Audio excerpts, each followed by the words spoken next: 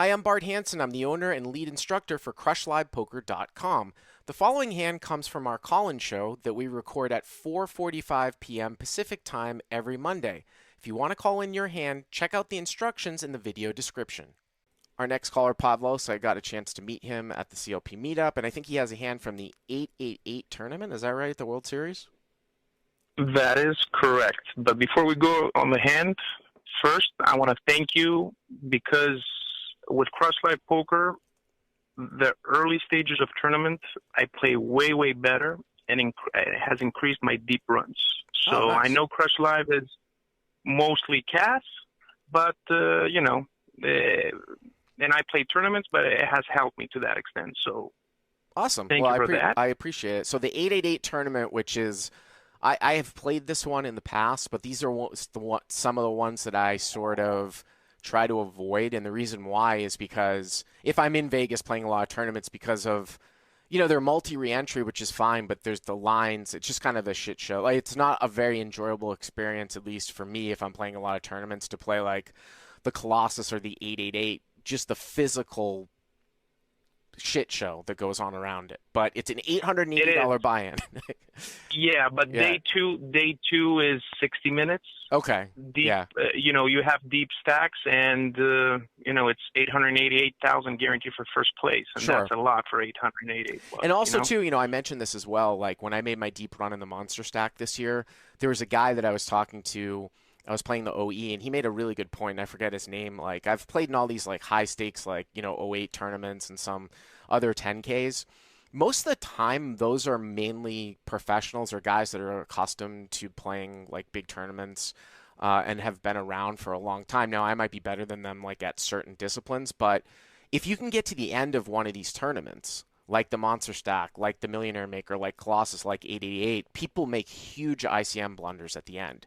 So there's actually I can make a case for there's more value to be playing in these long fielded tournaments because where all the money is, people play it really poorly at the end. So anyways, All right, let's go to the hand. Correct. Okay, so we are already in the money.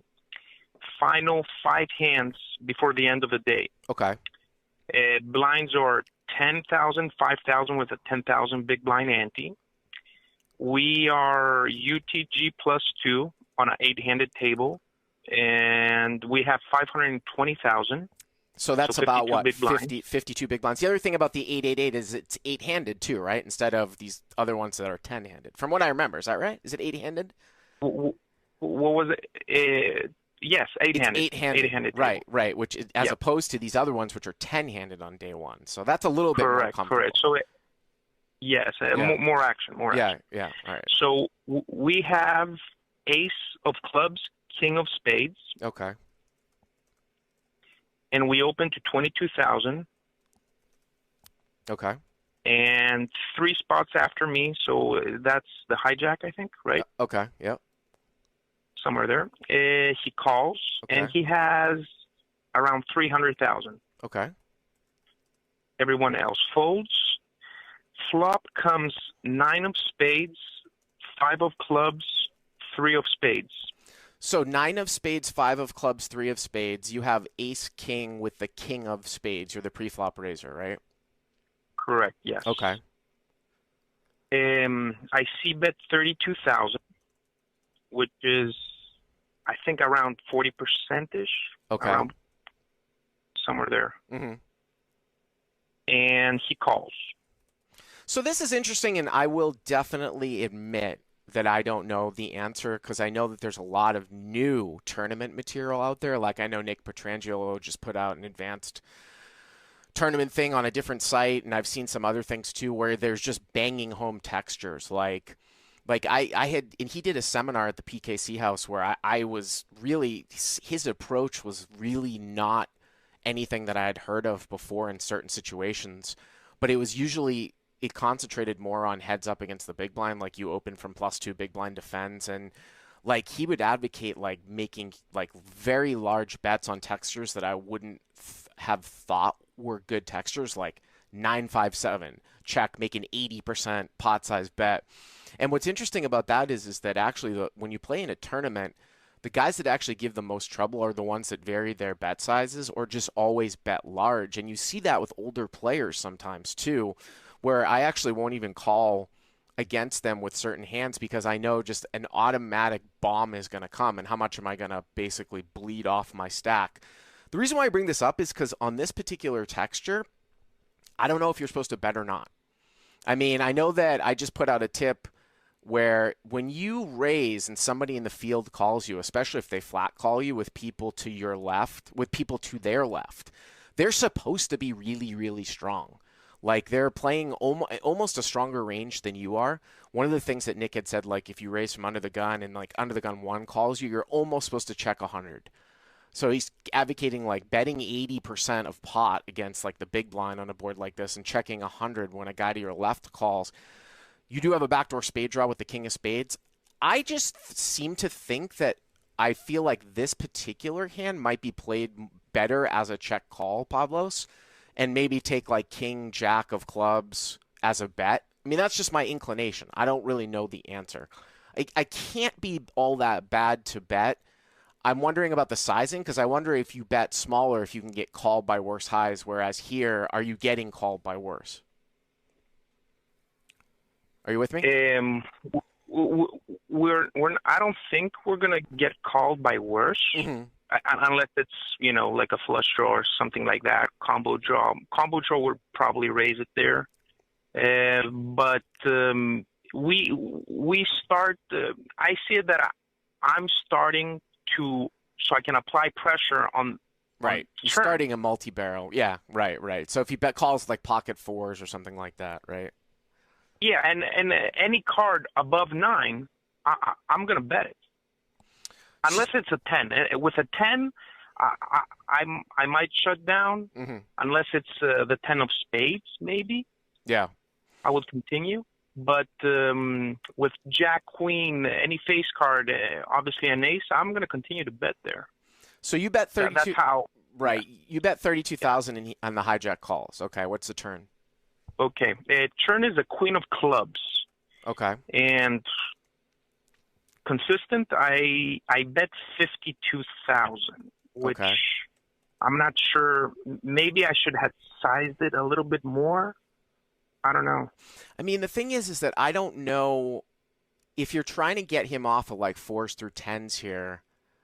I don't know if he's going to necessarily fold again. I just saw so much pot control stuff in all the tournaments that I played in this year that I almost feel like maybe if you want to bluff him off of those hands, you can actually risk less by checking this turn, having it check back, and bet the river.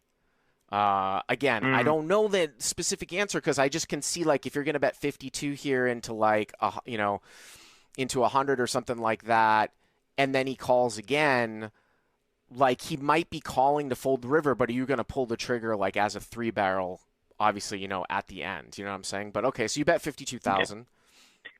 52, yeah. And he just calls. Okay. All right. The river is the 8 of clubs. Okay, so we have 3 clubs down, and we have the ace of clubs. Right. You have the ace of clubs, king of spades, so it's 9 of spades, 5 of clubs, 3 of spades, queen of clubs, 8 of clubs is the board. You had raised from +2 to 22K, which is 2.2. The guy in the hijack called at about only 30 blinds, right? You start with 300. Yeah. 953, you bet 32. He calls, turns a queen of clubs. You bet 52. He calls. That leaves him with about 200,000. So he's got what? Like, so there's like one pot left, basically, right? About a pot. Now, if we're 10, 20,000 off, but it's about pot. Yeah, in this particular case, because if you can put him all in for his tournament life, I could maybe get on board with jamming here. But this is a very tournament-specific scenario because of the way of his stack size. I think that if you guys were deeper and you really couldn't do that, I would probably give up at some point in this hand. Or, I mean, I guess you could triple barrel, but I feel like if you're going to, sometimes triple barrel, and especially when you get the backdoor clubs, this might be the time to do it because he only has 20 blinds left, and, he may fold off, and a lot of people don't triple barrel their entire stack off. If you're wrong, you'll still have 20 blinds. You said you guys are already in the money, right? we are already in the money. Yeah. The opponent is a young British guy. Um, I don't think he was a pro. He didn't look like a pro. Hmm. Um, he gave me more a recreational feel. Um, by the way, too, again, you bet the turn when you have the ace of clubs in your hand when the backdoor clubs came in with the queen of clubs, and that little bit, as opposed to sometimes checking and then betting river. So what did you end up doing? Okay, so I didn't triple barrel. I thought that if he's on a draw, Yeah. I have showdown value with my ace king, Okay. and I didn't think he's gonna bet any pair, Sure. like a nine, nine, ten, or I don't know, whatever sevens. Yeah. Um, so I said, let me check, and and maybe he bets something ridiculous like 100,000. It would be easier for me to call, but he goes all in, and I was tanking, and So I you're was getting looking at like him. so he goes Yeah, all in for about 20 blinds, right? So you're getting yes, about what, like 2 to 1, basically? It's like a pot size bet. yeah, Yeah. pot size bet, yeah, Here's the problem with your hand, like if I'm gonna bluff catch here, is that, and I've seen this just quite a bit, even recently in cash games. I don't know if your hand is necessarily. It would just really suck if you lose to something accidentally. Like if he had like 5x of spades that he was turning into a bluff. Now, on this particular board, I tend to think that probably people would check back pairs and not do that because they feel like they have showdown value. So I can sort of see where you're going where, like, oh, it's somewhat of a polarizing spot. I do think that I yes, would sort of, I don't know, man. I kind of would err towards folding your particular hand, though.